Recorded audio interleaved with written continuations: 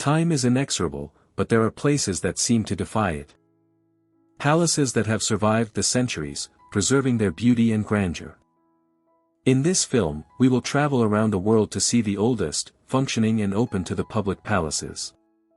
We will touch history, learn about their inhabitants and reveal the secrets of their survival. Situated in the Austrian Alps, Hohenwerfen Castle was built over 900 years ago. It has served as a fortress, an archbishop's residence, and even a prison. Today, it is a popular tourist attraction where you can see a falconry show, medieval weapons, and learn about the history of Austrian rulers. Hohenwerfen is a castle located in Austria at an altitude of 155 meters above the Salzach River Valley, 40 kilometers from Salzburg.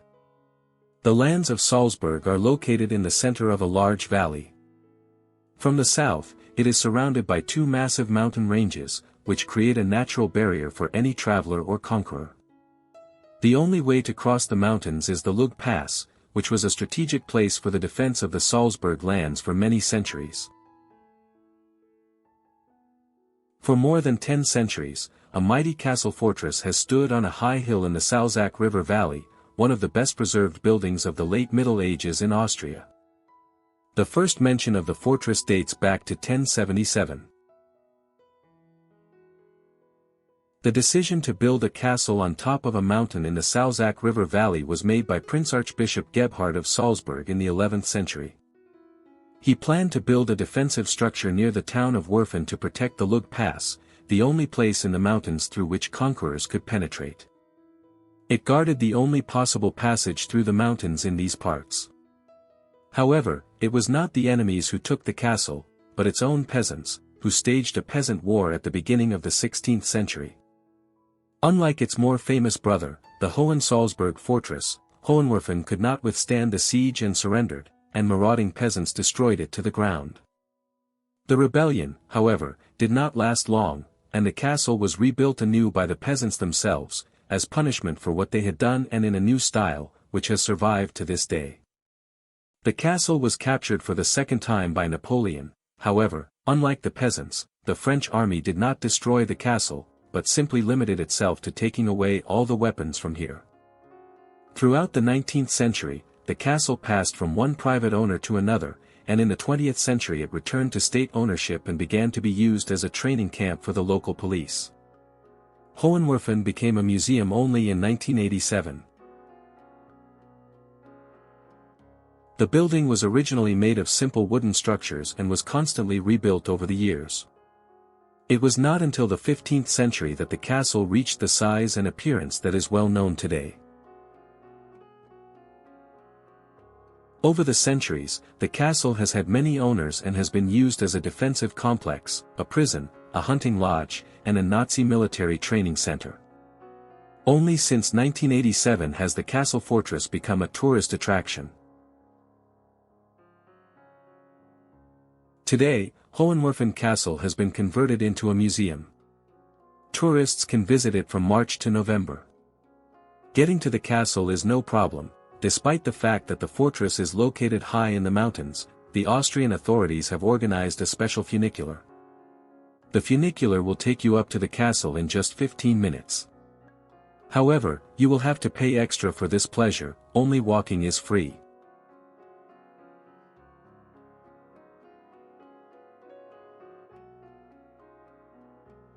The Alcazar of Seville is a royal palace that began to be built in the Middle Ages. It combines elements of Arabic, Gothic and Renaissance architecture. The palace is still used by the Spanish royal family, and its gardens and halls are open to tourists. The Royal Alcazar of Seville is a complex of palaces surrounded by a wall. In the 14th century, Pedro I the Cruel rebuilt the old Almohad building to become a royal residence. The complex includes elements from all eras, although the Mujar and Renaissance styles predominate. The Alcazar of Seville is a true architectural marvel and the city's main attraction. The Treaty of Seville 1729 was signed here, ending the Anglo-Spanish War. The castle's famous gardens have been featured in many scenes from the Game of Thrones series. In the original, it is called Real's Alcazars de Seville, which means the royal palaces of Seville. To this day, the royal family uses it as their summer residence, and the rest of the time the castle is open to visitors. The complex occupies 55,000 square meters and is one of the largest in Spain. The Alcazar was built in the 9th century, when the Arabs ruled the Spanish lands. The history of this palace hides many events of the medieval era. Like all of southern Spain, Seville was subjected to countless attacks by different peoples over the centuries. Moreover, each conqueror left his mark on the culture of this city. First of all, these marks remained on the architecture. The Alcazar Palace was built by the Arabs as a fortress designed to protect the city from a siege by the belligerent side. Over the years, this grandiose building expanded and was rebuilt. The first owners here were representatives of the Mohammedan Berber dynasty.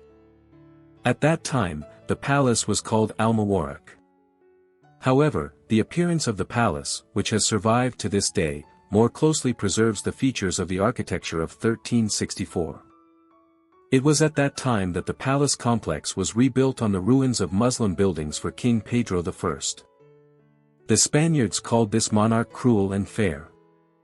Only part of the wall and the courtyard remain from the ancient castle. The most active construction was carried out in the 14th century during the reign of Pedro the Cruel. Moorish craftsmen from Granada and Toledo were brought in especially for the reconstruction of the castle. The remains of various Muslim buildings were used in the construction. The result exceeded all expectations. The Alcazar Palace became the best example of the Mudejar style. Later, the Spanish kings, Isabella I, Henry II and Charles V, added a Gothic chapel, courtyards and famous gardens to the palace. Thanks to the mixture of architectural heritage from Asia, Africa and Europe, the castle is almost the only building in the world that combines Gothic elements with Mudejar architecture. Characteristic features of this style are ceilings inlaid with precious stones, painted floors, walls, bright colors and a large number of carved elements. In 1987, the Alcazar of Seville was added to the UNESCO World Heritage List. The Alcazar Castle is surrounded on all sides by a large picturesque garden. Palm trees, jasmine, roses, orange and lemon trees are planted here. Fountains, terraces, statues from different eras are located in different parts of the park. Walking and enjoying the beauty of the castle, you can easily spend a whole day here. It is one of those places that should be remembered. It is also an undoubted symbol of the union of Gothic and Mudejar styles, adding Renaissance and Baroque elements in later reforms, in a work of amazing beauty. For a long time it was the residence of the Spanish royal family. You will discover the secrets and legends of the architectural complex and its lush gardens.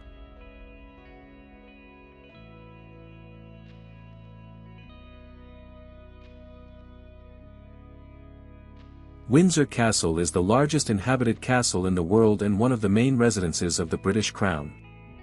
It was founded in the 11th century by William the Conqueror and has been home to many generations of English monarchs since then. Today it is a popular tourist attraction, where you can see the changing of the guard ceremony, the state apartments and the royal treasures.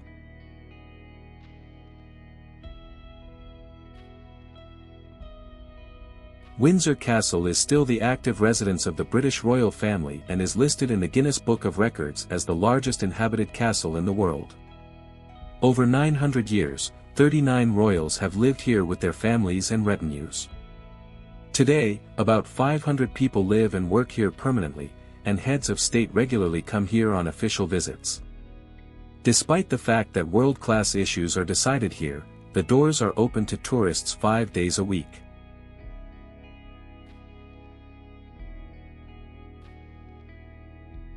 The building has come a long way from a wooden military structure to one of the most famous and beautiful palaces. At different times, Windsor Castle became the embodiment of the architectural fantasies of many monarchs with completely different tastes.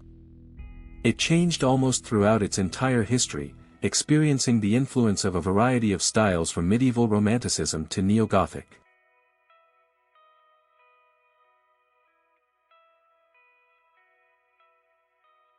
After the Norman conquest in 1066, William I ordered the construction of Windsor Castle to guard the western approach to London.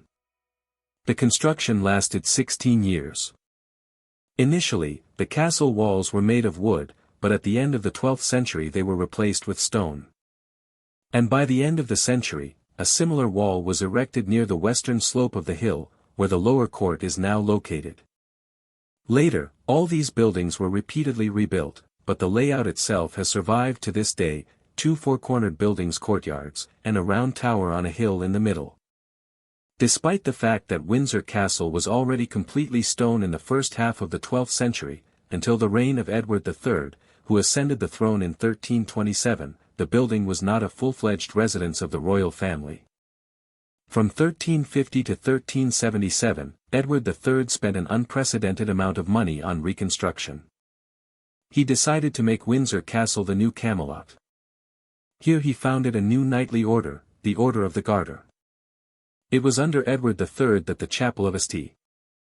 George St. George's Chapel with lancet windows and stained glass windows was built in the lower courtyard of the castle, which is one of the main buildings of English Gothic. A major role in the history of the castle belongs to Charles II, who in the 17th century ordered the restoration of old buildings, the construction of new ones and the laying out of gardens with alleys.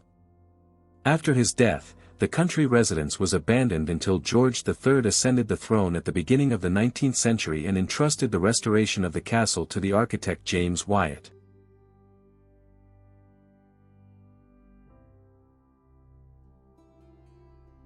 Windsor Castle acquired its current appearance in the 19th century, during the reign of George IV. His ambitious plan was to transform Windsor Castle from a building that mixed many styles into a harmonious Gothic ensemble.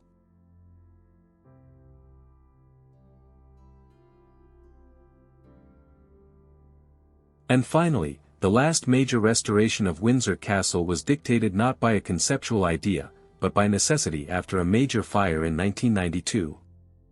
In November 1992, a terrible fire occurred. It started in the chapel. A curtain near the altar caught fire due to a faulty floodlight. The fire quickly spread to the residence. It took 200 firefighters 15 hours to extinguish it, as a result of which the buildings of the upper court were seriously damaged. The project of George IV was taken as a basis for the restoration.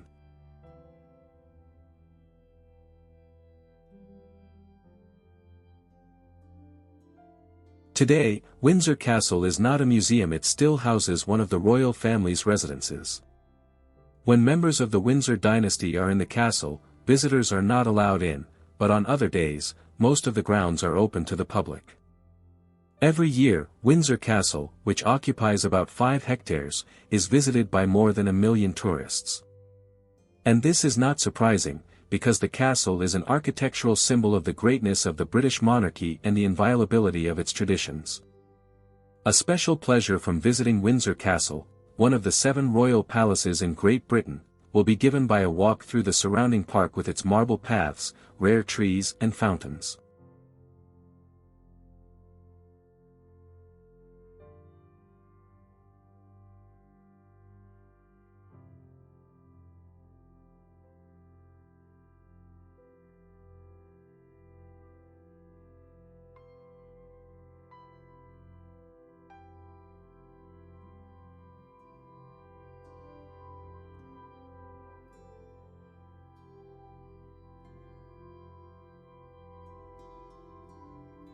The Tokyo Imperial Palace is the residence of the Emperor of Japan. It is located on the site of the ancient Edo Castle, built in the 15th century. Today, most of the palace is closed to the public, but the East Garden is open to the public. Here you can see examples of Japanese architecture and enjoy the beauty of Japanese nature. It is one of the most popular tourist attractions in Tokyo due to the beautiful gardens and moats around them. The Imperial Palace is the residence of the Emperor of Japan, the only monarch in the world who still bears the title of emperor. As you know, no other empires currently exist.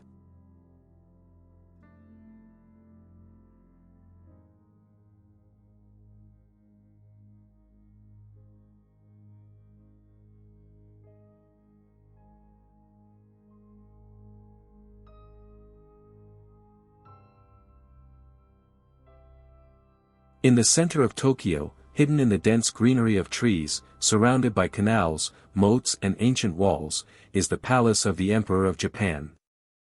The entire palace complex is spread over an area of almost 7.5 square kilometers. Access to it is limited, but since 1968 its East Park has been open to the public on certain days.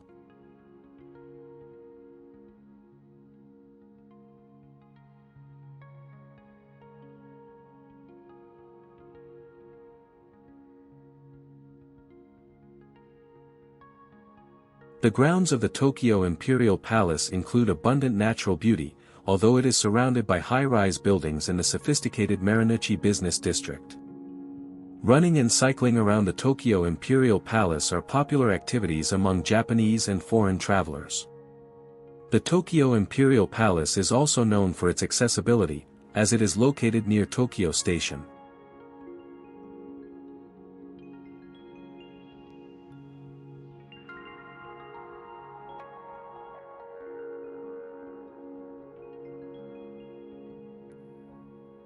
The current Imperial Palace was built on the same site where Edo Castle, the former residence of Japan's rulers, once stood. From 1603 to 1847, it was the headquarters of the Tokugawa shogunate, founded by Tokugawa Ieyasu. When the shogunate was overthrown in 1868, Edo Castle became the new emperor's residence. In 1888, the castle was rebuilt and named the Imperial Palace.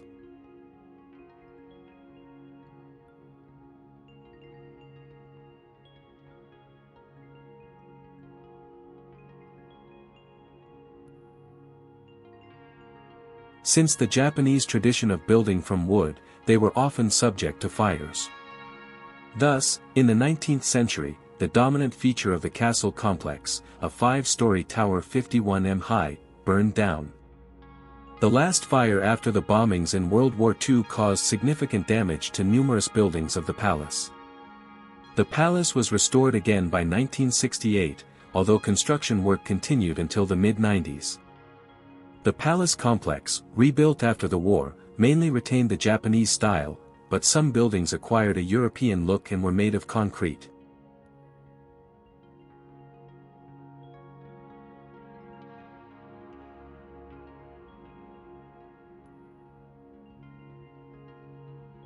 The Imperial Palace was destroyed more than once, but each time it was restored and supplemented with new details. And now, after many centuries, it has turned into a beautiful building, striking us with its grandeur and beauty.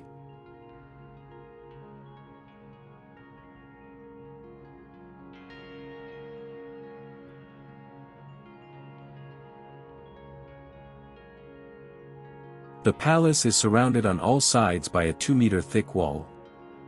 The defensive fortifications of the ancient castle, which existed during the Edo period from 1603 to 1867, have been partially preserved to this day. Through any of the 3 gates located in the wall, you can enter the beautiful eastern garden.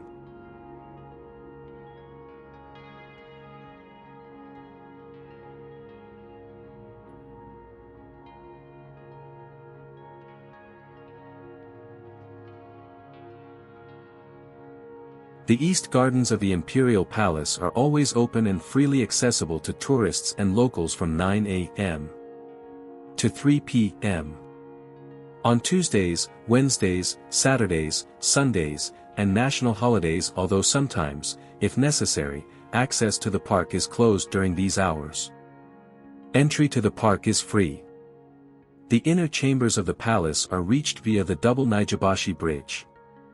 It is called double because its profile is reflected in the water.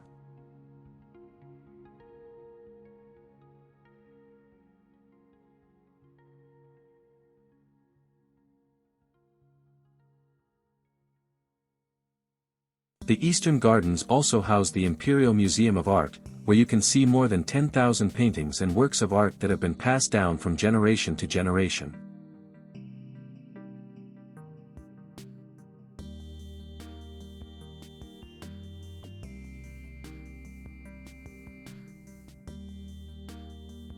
The Imperial Palace is a true architectural masterpiece, consisting of buildings in the traditional Japanese style, pagodas and stone bridges, arches and gates. Everything exudes the spirit of eternity, grandeur and nobility, which has been inherent in the imperial dynasties of Japan at all times. The imperial treasury is located here, where the symbols of the imperial power of the state of Japan are carefully preserved.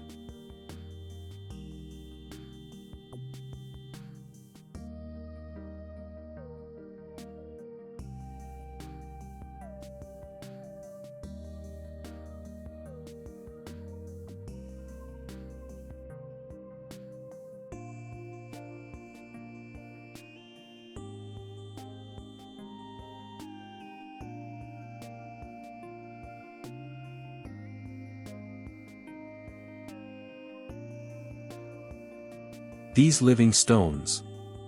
They are not just architectural monuments, but witnesses of history, connecting us with the past. Visit these palaces, touch their walls, feel their energy, and you will understand that time is not only a destructive force, but also a force that creates beauty and grandeur.